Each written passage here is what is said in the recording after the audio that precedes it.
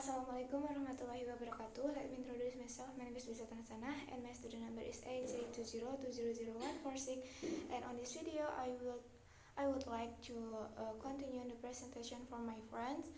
Okay, next, expert 1. A related feature of old order Amish communities is their devotion to a life in harmony with nature and the soil, as exemplified by the simple life of the early Christian era that continued in America during much of our early national life. Amish beliefs require members of the community to make their living by farming or closely related activities. Broadly speaking, the old order Amish religion pervades and determines the entire mode of life of its adherents. Excerpt 2.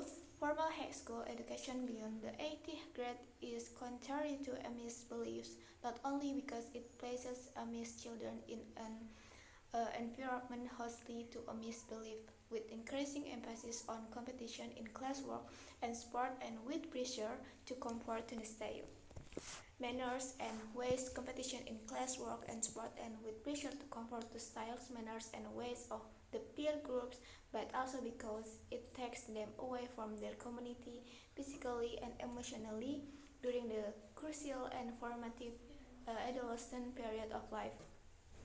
During the period, the children must acquire a Amish attitude favoring manual work and self-reliance and the specific skill needed to perform the adult role of an Amish farmer to housewife.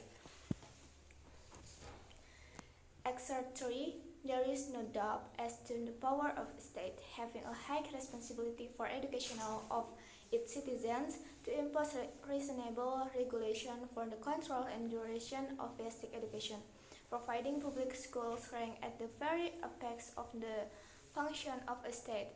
Thus, a state interest in universal education, however highly we rank it, is not totally free from a balancing process when it impinges on fundamental rights and interests, such as those specifically protected by the Free Exercise Clause of the First Amendment and the traditional interests of parents with respect to the religious upbringing of their children, so long as they prepare them for additional obligation.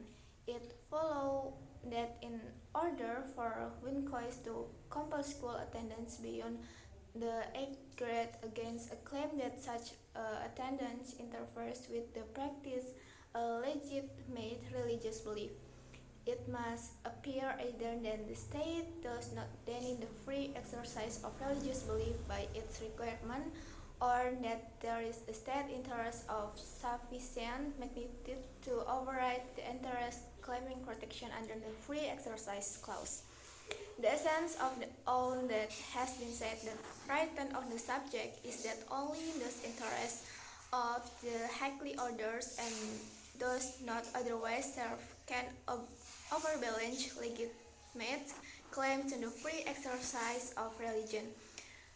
We can accept it is self-therefore that, however strong the state's interest in universal compulsory education, it is by no means absolute to the exclusion or subordination of all other interests. By Wisconsin v. Yoder, U.S. 205. Okay, I think that's all from me. Thank you for watching. Wassalamualaikum warahmatullahi wabarakatuh.